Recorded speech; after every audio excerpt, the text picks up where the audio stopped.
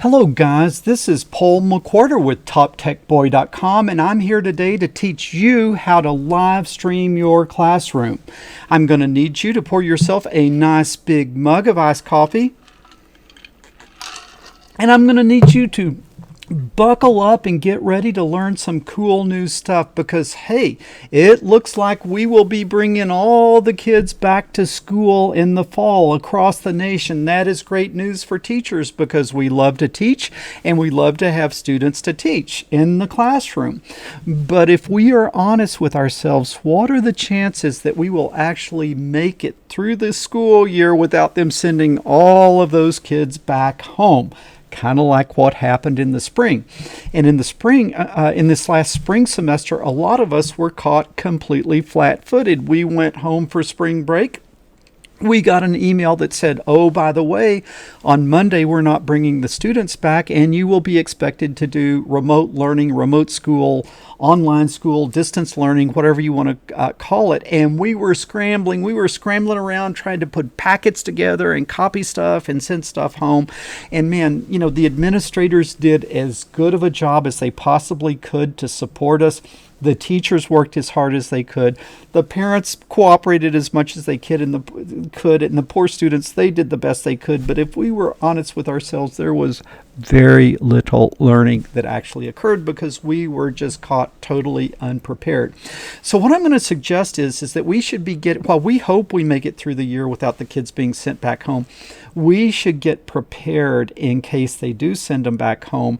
And the best way that you can be prepared is to be able to stream your class live, okay? And that allows you as a teacher to do what you do best, which is to teach.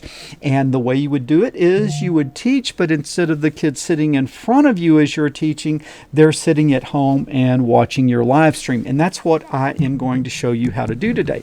The good news is it's very easy to do and it's very straightforward. And I'm going to show you everything that you need to do. This lesson is not designed for PhD technology experts. It's designed for normal people. Now, what I will say is this is lesson number 2 in the series. In lesson number 1, I showed you how to set your studio up. You can set your studio up for about $100. If you already have a webcam, you have everything that you need because these lessons are free. And the software that we are going to be using, the live streaming, the broadcast software, is free as well. And so today is your lucky day if you want to learn how to live stream. But if you haven't done lesson number 1 already, then you need to catch up on that because in lesson number 1, I showed you how to get your studio set up. So if you haven't done this already, you need to go to the most excellent www.toptechboy.com. When you go to that website, let's see here. You can see, I think I can get this here. Up in the upper right, there is a happy little search bar, and you can click on that search bar and you can search on low cost, high quality studio, and then you will be brought to this lesson, low cost, high quality studio for online and distance learning.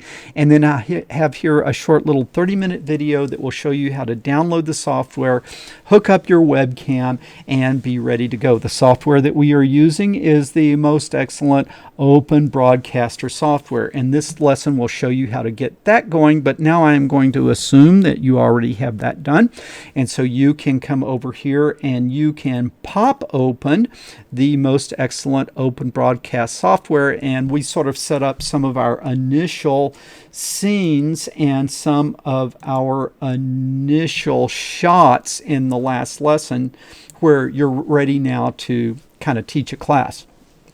Now, what we did in the first lesson is we kind of had the idea that we would record our lesson. So we would come in to Open Broadcaster Studio. We would come down here, we would click Start Recording, and then we would teach our lesson, and we would click Stop Recording. And then we would upload that lesson to YouTube, or we would upload it to the school's website or to Facebook or whatever the platform was that the students would be watching it.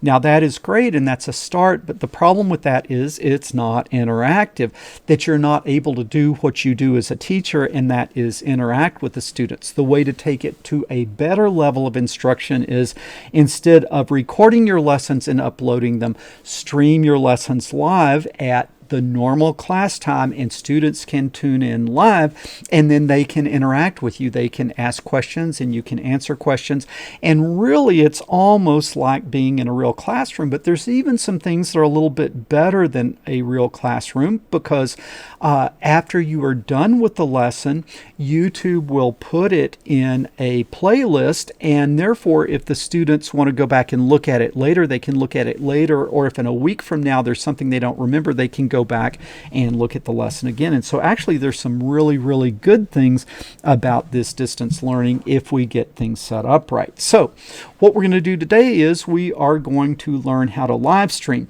And the way you would do a live stream is you would kind of, instead of saying start recording, you would come here and say start streaming. But if you are going to start streaming, you've got to have some things set up, and that's what I'm going to show you how to set up. What I will show you how to do is how to live stream to YouTube. Why do I like YouTube? Because YouTube allows you to have a live chat window so that you can have students chat with you as you're teaching. So if they have a question, they can type it in the chat room and you'll see the question and you can answer it. So it is much more interactive because of the live questions.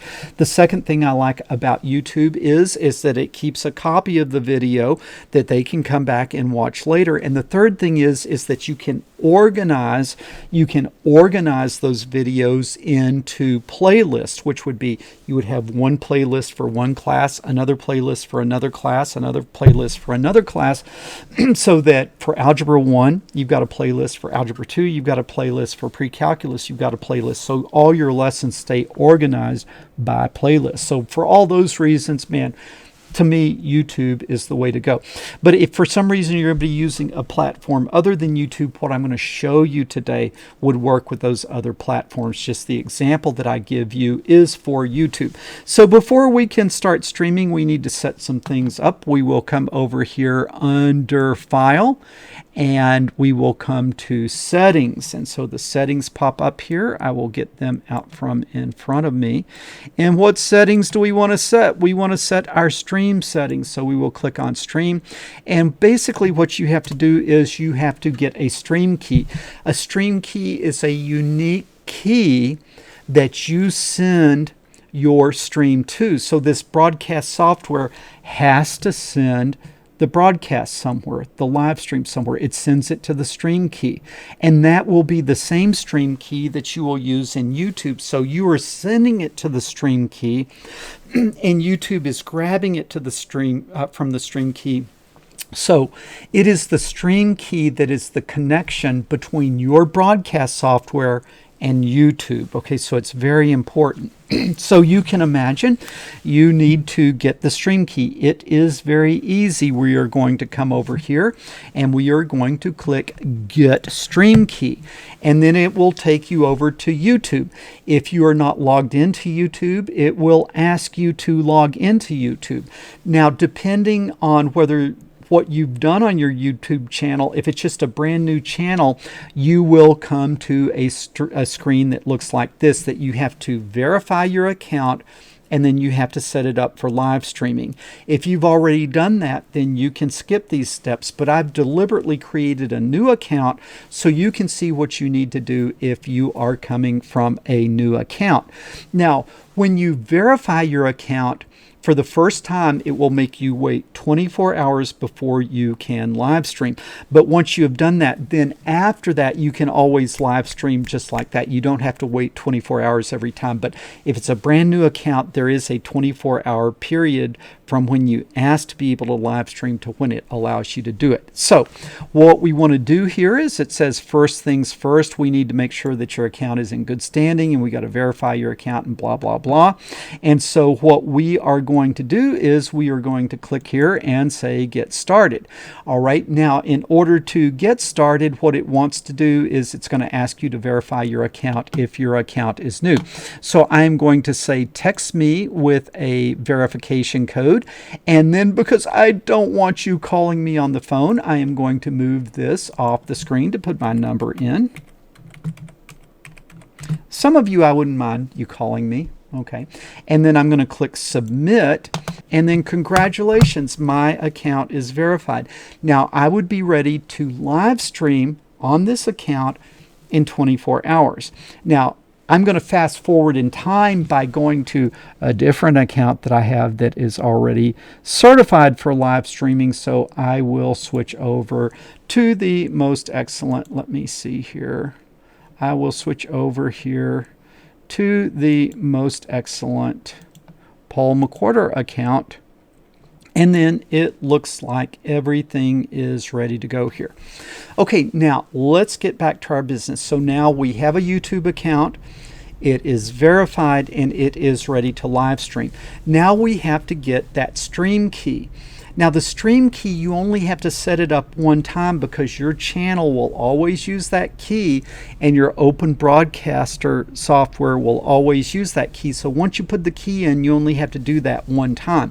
But to do it the first time, you have to create a live event, and then you have to get the key from that live event and you have to put it into open broadcast software. So we're going to come up, and do you see this little icon that says go live? Are you seeing that? I think you are. I'm going to click go live, and then it goes out and it's trying to create a live event. And you see I have it set on stream because I do a lot of live streaming from this channel. It's asking me if I want to use my settings from earlier, and I'll say no because you guys would probably not have that. So now we are going to create a stream, and so this would be like we're fixing to go live. Now we're not actually going to go live, we're just doing this because we want to get the stream key. Okay, so I'll just act like we're going live though, and then I'll get the stream key. So I'll say what is the title of my live stream? This is algebra 1, and then the slope of a line. Okay, now as a demonstration, I'm going to make this private because I don't want this to go out to my 155,000 subscribers. I just want you to see it. But what you would do is if you're live streaming to your class, you would make this public. Okay, you would be public. I'm private. Now here what you can do is you can give the description for the video. This would be okay. We are going to learn the slope of a line, blah, blah, blah. You could put the description. Now you have two choices. You can either start the stream now, like right now, just go ahead and stream, or you can schedule it for later. I'm going to start now because I want to show you how to do it. But you could schedule it for the start where you would start it at like the normal time for your class, like 10 o'clock in the morning is when your Algebra 1 class is, so you could schedule it for then. And the way that would work is you would just say schedule for later, and let's say I could set it to 1 o'clock, and that means I would start it at 1 o'clock. But I'm going to start it now because I'm showing you how to do it. Now you got to decide whether it's made for kids or not.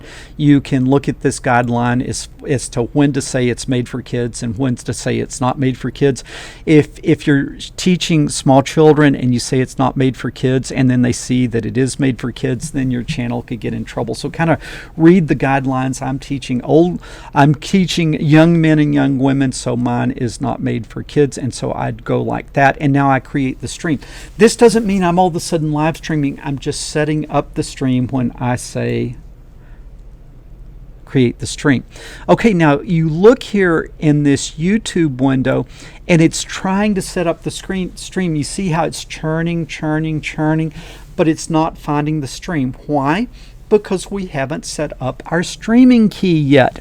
So we come down here, and if you look, there is a streaming key here. The streaming key is secreted out because if anybody gets your stream key, they can stream to your channel. You would not want your students to get your stream key because there could be all types of mischievous activity that you would want to have happen. So make sure that nobody sees your stream key. But what I can do is, even without showing it, I can come here and I can copy it. Now I have the stream key. Now I need to come back to the most excellent open broadcaster software, and I need to paste the stream in here. And then I need to say apply. Okay, now my broadcasting software is connected to my YouTube channel. I only need to do that one time. In the future, that connection is already there. So I will say okay. Now understand, if I say start streaming, this just starts sending the stream to YouTube. It doesn't start the actual stream where other people could see it. It's just getting my broadcast software hooked up to YouTube, ready to start the stream, but you launch the stream on the YouTube side. But I'm going to go ahead and start sending the data to YouTube. So I will click start streaming, and it's going to send it to that stream key, and then YouTube's going to go out and grab it from that stream key. So let's go back to our YouTube studio and look at this. The good news is it just said excellent condition here, meaning that YouTube has seen that there is a stream out there, and it's out there chewing on it, getting all the bells and whistles connected and all the things going, and then it should show up here in just a second. Look at this. It says, looks like you are ready to stream. Click here to start streaming. So when you want the actual live stream to start, you click go live, and then you start teaching, right? When you click go live, you are ready to start teaching. But actually you control things from over here. So once you click go live, then you pop back over here to your studio and you teach from the studio. Then you only come back to YouTube when you want to stop the stream. So this is not your control room. This is your control room here, your software. Okay, but there is one thing that I want to do. I want to be able to, as I teach, interact with the students. So I want to get that set up in a really nice way. And so what I am going to do, I haven't started my stream yet, but my live chat, I'm going to pop out. So I'm going to pop out my live chat. Now I've got a separate window for my live chat, and I'm going to come over here to my broadcast software, and I'm going to set it up where I've got my control room here, and then beside my control room I have my live chat. So now as students type questions, I will see them coming in here, and then I also have access to all of my different shots and scenes and different things that I can use to control what the students see. Also understand that what the students see is what's inside this blue box. They don't see all your control room. They just see your active video window, and that is what you are streaming to them, and that is what is going to end up being recorded on YouTube. I hope this makes sense. All right. We are ready to go. Let's say it is 11:26 and it is time to start the stream. We're already streaming to YouTube, but we are ready to start the show. All right, so what do? I come back over to YouTube. Okay, are you ready? Now, once I click go live, I'm just going to wait for a second or two until I see that it says you're live. And then once it says you're live, then I am going to start teaching. Okay. And so I'm going to click go live, and then I'm not going to say anything until I see that it says you're live, and then I'm going to start teaching. Okay. So here we go.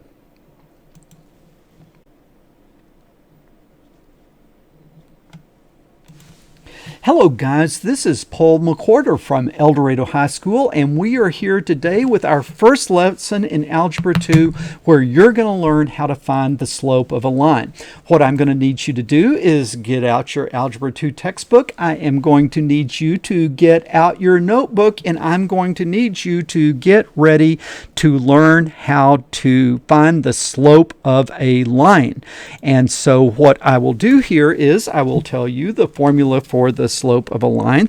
The formula for the slope of a line is m is equal to y2 minus y1 over x2 minus x1. So in order to do this, how many points are you going to need? You're going to need 2 points, x1, y1, and x2, y2. And so let's say the first point is the point 3, 4. And let's say the second point is the point 5, 6. And so how would we calculate the slope? Well, m is equal to y2 minus y1 over x2 minus x1. So m is going to be equal to, if this is 2, the y would be 6 minus 4. Let's put 6 minus 4. Put your steps in, guys. Don't skip your steps. Use your parentheses over x2 minus x1, which would be 5 minus 3. 5 minus 3. And so the slope m is equal to 2 over 2.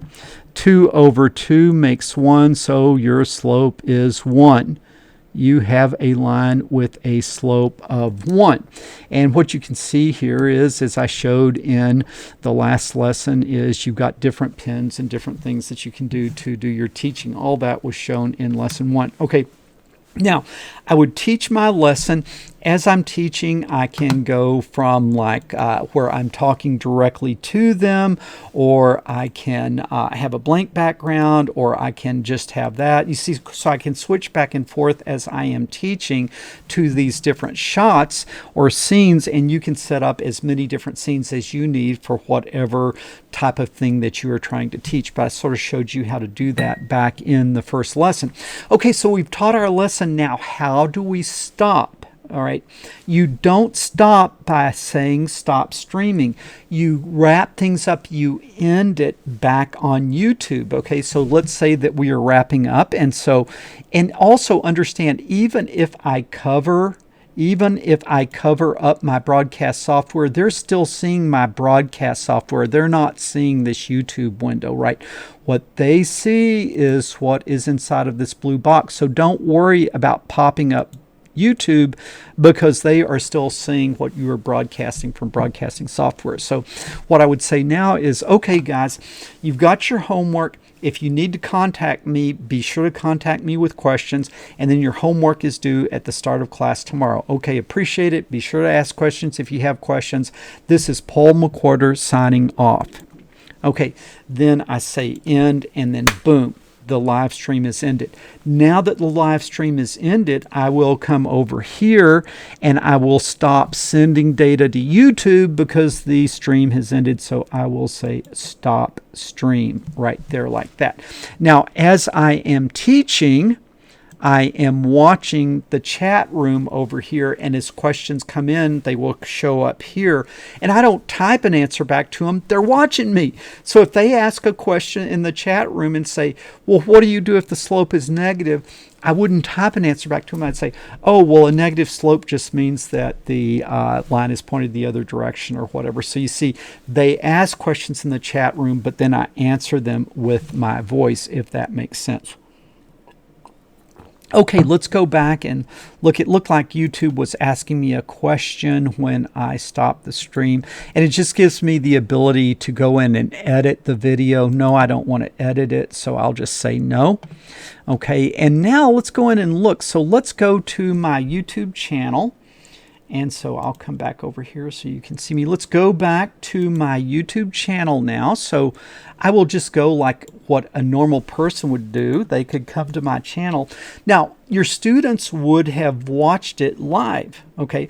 But if they want to watch it later, let's look and see where they would find it. Mine has so many different channels. Okay. Let me go to all of my videos. Okay, there it is. Algebra 1, finding the slope of a line. Okay, so they could click there, and then there is the video that they could watch later. Okay, so I hope this is kind of clear. What I'm saying is that you're broadcasting it live. They can watch it live, but after it's over, the video ends up in your channel and it ends up in your playlist. Well, what you might want to do is you might want to set up different playlists, and then you can edit your video and you can say where you want it to go. So you can select a playlist, and you could set up these playlists. You could create a new playlist. So I could have like an Algebra 1 playlist, an Algebra 2 playlist. I could have a pre-calculus playlist, and then I could select that playlist, and then I could add it to that playlist, and then all of these live streams show up in order on my channel under that playlist, if that makes sense. And so that is kind of the easy way to do it. And I can come back over here and look at my live events, and then again there is that video that we just did, and we can edit it or do whatever we want to with it after the live stream is over. Okay guys, I hope that this makes a lot of sense to you. I hope that you see that for $100 and 30 minutes in that last lesson, and this lesson was probably about 30 minutes, you can be doing very, very high quality live interactive instructions with your students. If you guys are finding this useful, let me know, and I can make more videos on it about how to continue to improve the production quality of your live streams, how to, more information about how to organize your playlist and stuff. But let me know if, I don't want to just do this if there isn't interest. If there is interest, I can continue to show you more and more about how to continue to improve these things. But I think at this point, this has been a pretty good lesson. I think I will sign off at this point. You guys leave your questions down below. If you like this content, be sure to subscribe to the channel.